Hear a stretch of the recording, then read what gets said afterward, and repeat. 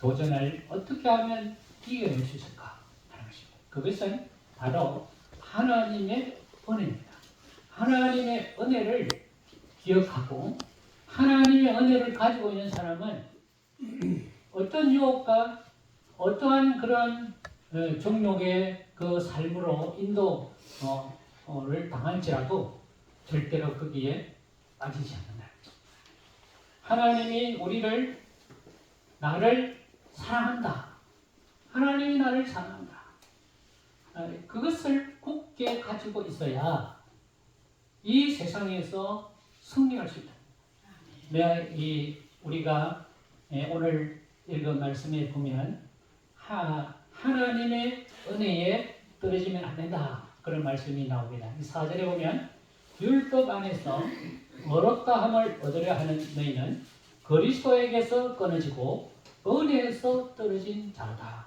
그렇게 말씀하고 있습니다. 세상을 우리가 모든 사람들은 다 인간의 욕망과 정욕을 가지고 있습니다. 그럼 하나님이 그러면 욕망과 정욕을 우리한테 준 거는 나쁜 걸 줬느냐? 아닙니다.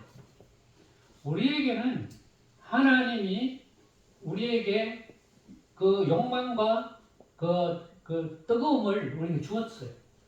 그러면 우리가 이 뜨거움과 욕망을 어떻게 사용하느냐에 따라서 좋은 것에 사용될 수 있고,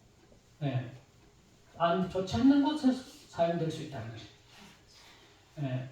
그래서 우리가 하나님의 은혜를 알게 되면 나에게 주어진 이 모든 그 정욕과 그 욕망이 하나님께로 사용되게 되고 또 선으로 사용되어지고 유익한 것으로 사용되진다는 겁니다.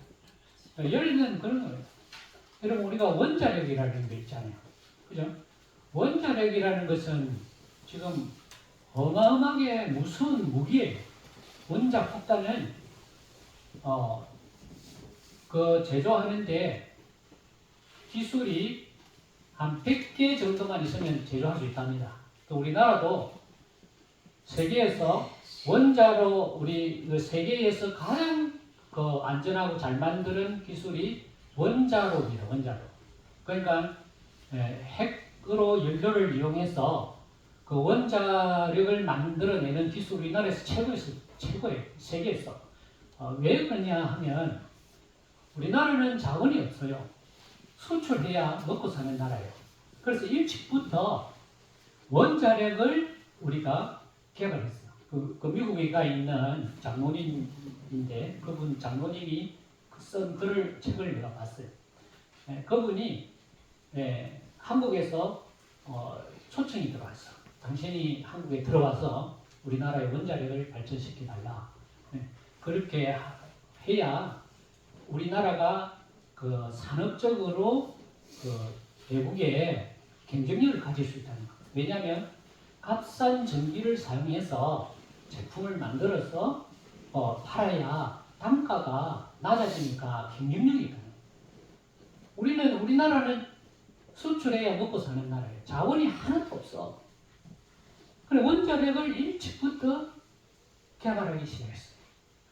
그래서 우리나라가 쓰는 전기료는 여러분 엄청 싼 거예요. 우리 외국에 있는 사람들이 우리나라에 와서 놀라는 게 있어. 전기요금이 이렇게 쌀 수가 있단 말이지. 여러분 우리 가정에서 전기 걱정하고 전기 트는 사람 없잖아요. 그죠? 물론 많이 틀면 많이 나오지만 그렇게 전기 걱정해가면서 냉장고 한번 쓸 때 켜고 안 쓸 때 꺼버리고 그런 집 아무도 없어요. 우리는 마음껏 전기를 쓸 수 있고 또 우리 주변의 조선소에 이 값싼 전기가 공급됨으로써 이 단가를 낮춰서 훌륭한 일을 사용할 수 있다는 거죠. 그런데 이 원자력 그 발전소를 만드는 데는 기술이 약 한 1000개의 기술이 필요합니다. 원자 폭탄 만드는 건 한 100개 하면 된답니다. 근데 원자 폭탄 그거는 우리가 얼마든지 만들 수 있어요. 그렇지만 안 만든다. 안 만드는 이유가 뭐냐면 국제적인 제재를 받으면 우리나라 경제가 무너지기 때문에 안 만든다는 거죠. 그 지금 그 이란과 지금 전쟁도 그 뉴스에 보니까 일어났지 않습니까? 예, 트럼프가 그 이란을 공격했지 않습니까? 그게 원자력 폭탄을 만들려고 하기 때문에 그렇다는 거죠. 하나님이 우리에게 원자력 폭탄 같은 그런 것들을 다 주어놨다는 거예요, 우리 속에. 그러면 이거를 좋은 곳에 사용하면 얼마든지 좋은 사람이 될 수 있다. 근데 이거를 좋지 않는 것에 사용하게 되면 어마어마한 그 파괴를 일으키는, 사람을 죽이고 파괴를 일으키는 그런 것에 사용될 수 있다는 것이에요. 하나님이 우리에게 주신 그 놀라우신 능력은, 그것은 바로 우리에게 주신 사랑이다. 하나님이 사랑, 그죠? 하나님이 나를 사랑한다. 그것은 나에게 핵폭탄을 준 거와 마찬가지예요. 그게 하나님이 나에게 주신 은혜라. 여러분, 은혜를 자꾸 고상한 걸로 자꾸 생각하면요, 복잡해요. 은혜는 그냥 사랑입니다, 사랑. 그죠? 은혜는 하나님이 나에게 주신 사랑이에요. 그 사랑을, 내가 하나님의 사랑을 가지고 있으면 우리의 모든 것을, 우리의 욕망과 우리의 힘을 하나님의 영광 돌리는데 사용될 수 있다는 거예요. 예. 이 세상에는 좋은 욕망만 있는 것이 아니라 나쁜 욕망도 있다. 그러면 이 정욕과 욕망을 우리가 어떻게 하면 이겨낼 수 있을까 하는 것입니다.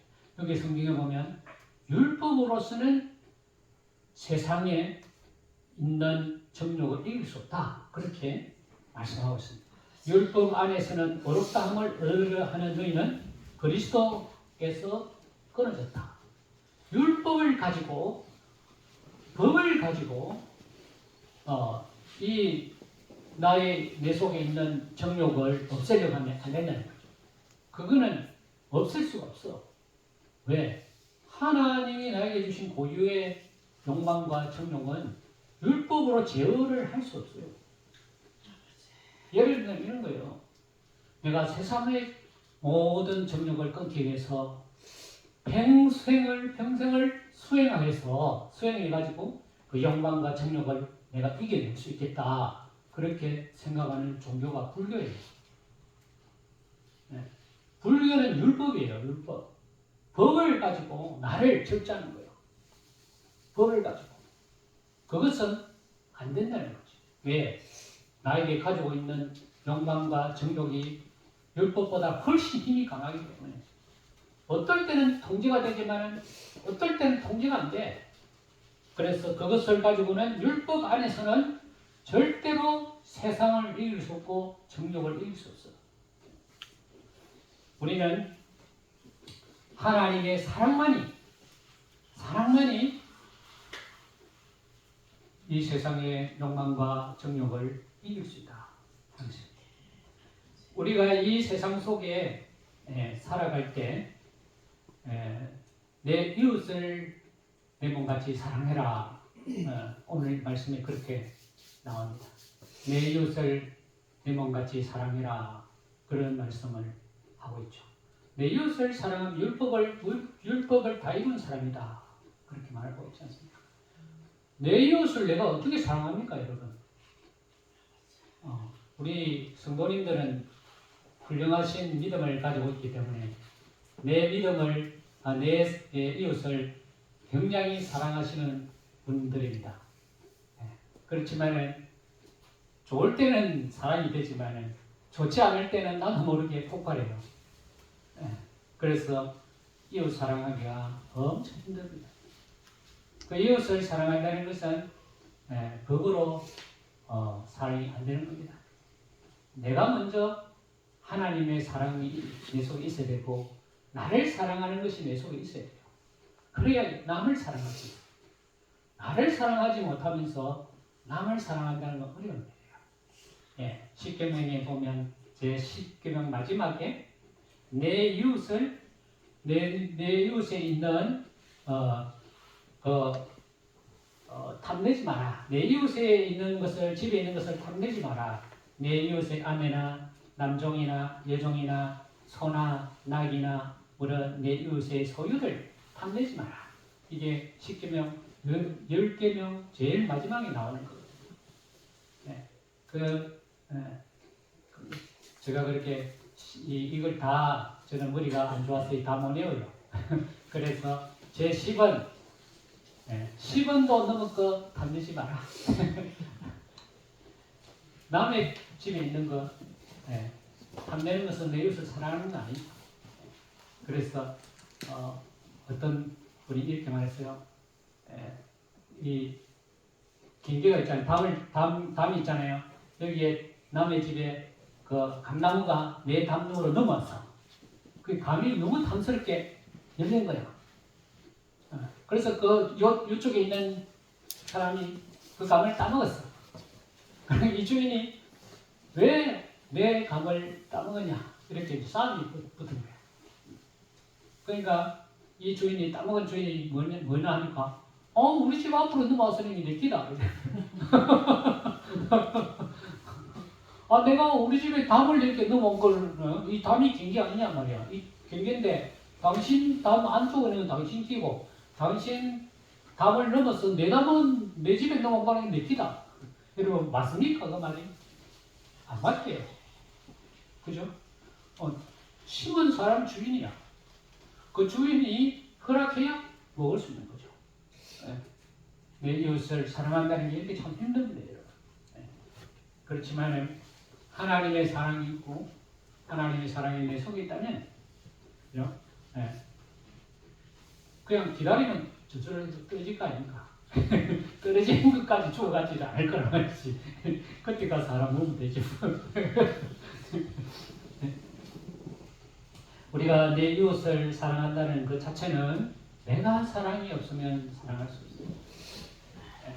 어느 정도는 사랑할 수 있겠죠. 인간의 힘으로. 그렇지만 인간의 나의 한계선에 넘어가는 사랑은 내가 사랑에 풍성하지 않으면 절대로 사랑할 수 없다 하는 것입니다. 그것은 하나님이 나에게 주신 그 사랑을 알고 그 사랑을 누리고 그 사랑을 풍성하게 간직할 때 그것을 남의 사랑을 할 수 있다. 그 다음에 우리가 나의 정욕을 이길 수 있는 힘은 성령에서 나온다. 그렇게 말씀하고 있습니다. 성령에서 나온다. 자, 여기 보면은 19절 보면 이런 말씀이 나와요. 육체의 일은 분명하니 곧 음행과 더러운 것과 호색과 우상 숭배와 주술과 원수 맺는 것과 분쟁과 시기와 분민과 방 짓는 것과 분열함과 이단과 투기와 술 취함과 방탕함과 또 그와 같은 것들이다. 전에 너희에게 경계한 같이 경계하는 이런 일을 하는 자들은 하나님의 나라를 유업으로 받지 못할다. 그렇게 말씀하고 22절에 보면 오직 성령의 열매는 사랑과 희락과 화평과 오래 참음과 자비와 양성과 충성과 온유와 절제다. 이 같은 것을 범죄할 법이 없느니라. 여기 보면 육체의 정욕과 성령의 열매를 대비하고 있죠. 그러면 이 16절에 보면 성령 17절에 보면 육체의 소욕과 성령의 서로 부딪힌다. 그렇게 대적한다. 서로 대적한다. 그렇게 말씀하고 있죠. 그러니까 우리 속에는 두 가지가 다 같이 존재한다는 거예요. 인간의 육체적인 욕망과 또 성령의 역사가 둘이서 부딪힌다는 거예요. 항상 부딪히게 되죠. 그러면 이기는 쪽으로 나는 가게 돼 있다는 거죠. 육체의 정욕을 이기면 성령은 무시하고 육체의 정욕이 이기면 나는 그쪽으로 따라갈 수밖에 없고 성령이 이기면 성령의 그쪽으로 따라갈 수밖에 없다 하는 겁니다. 근데 여기 나오는 거 보면은 육체의 정욕이 너무너무 많이 나와. 여기 몇 가지가 나오냐면은 예, 이게 보면 성령의 육체의 소욕은 15개가 나옵니다. 15개. 그만큼 우리 속 안에 이런 인간적인 욕망과 정욕이 너무너무 많다는 거예요. 우리 속에. 근데 이것을 통제해야 하나님의 열매 맺는 삶으로 나아가게 된다 하는 것이죠. 성경은 그렇게 말하고 있으니까. 그죠? 네. 내 속에는 어마어마한 것들이, 불순물이 어마어마하게 들어있어. 내 속에. 누구든지 다.